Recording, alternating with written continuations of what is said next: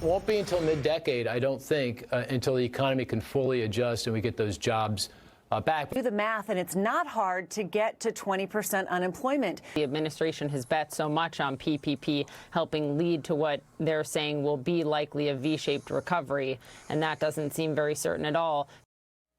It was obvious that many on the left were just giddy a couple months ago that the virus had devastated the booming Trump economy. They were thrilled. And they were wish-casting gruesome jobs numbers from April basically all the way to Election Day. And they predicted that the economy would shed another 8 million jobs in May. Well, it was their hate and their anger toward this administration that continued to consume whatever good judgment or sense they have. And today, the credibility of all those who forecasted doom and gloom, well, it took a major body blow when the stunning May jobs numbers came in. New jobs numbers show that the U.S. added 2.5 million jobs in May. Added. That's a big surprise. This number is higher than I would have predicted. Shocking for all the right reasons to see this number. It is definitely underscoring the fact that this will have been the shortest recession in history. Remember, there was going to be no V-shaped recovery. Well, the number of jobs created in the last month by American entrepreneurs and businesses shattered every record. The Dow jumped 800 points today. And the media was so ready to pounce on what they presume were going to be these horrid jobs numbers that they were caught totally off guard. Now, this morning, the Amazon Washington Post tweeted this gem. Grim milestone to be reached as May unemployment rate nears 20%.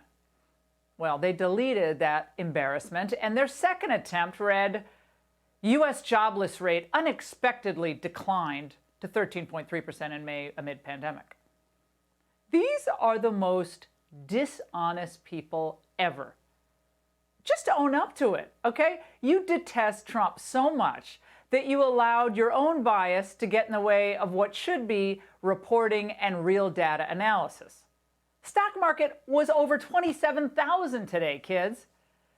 On election day in 2016, it was at 18,000. So an honest tweet would have been maybe, I don't know, in stunning jobs report, investors prefer Trump in a pandemic over the Democrats on the verge of victory. Oh, I should have said that one. Now, just over a week ago, remember this, the Politico reported that Democrats are, quote, dreading a full-blown recovery ahead of November. According to the article, the possibility of Americans getting back to work has caused some Democrats, especially Obama alumni around Washington, to panic. Oh, they're panicking today. Come on, Joe Biden would surely have preferred that we stayed in lockdown through the election. Maybe y'all in Michigan will, for all I know. And he offered this feeble response to the stunning economic news. The president, who takes no responsibility for costing millions and millions of Americans their jobs, deserves no credit when a fraction of them return. Of course, if Joe wins the presidency, we won't be seeing these types of numbers because he'll immediately make it easier to ship more jobs over to China, like we used to do.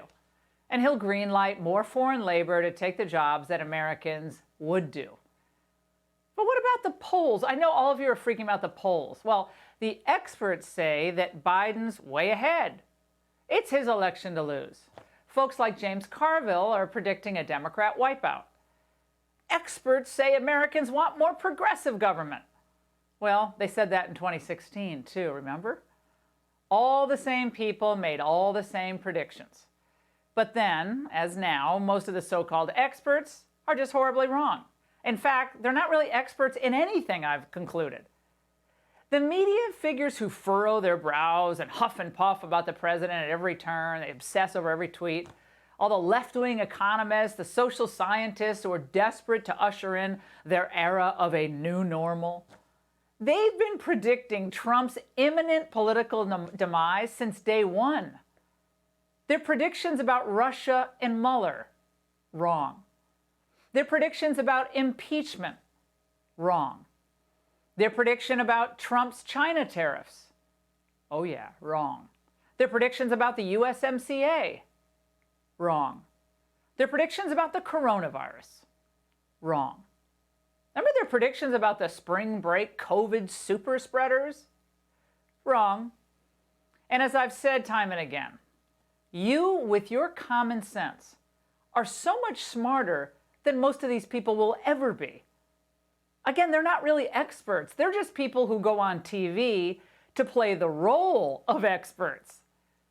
Yet let's be very clear, they're not just getting it wrong time and again. If that was all it was, they wouldn't have a job anymore.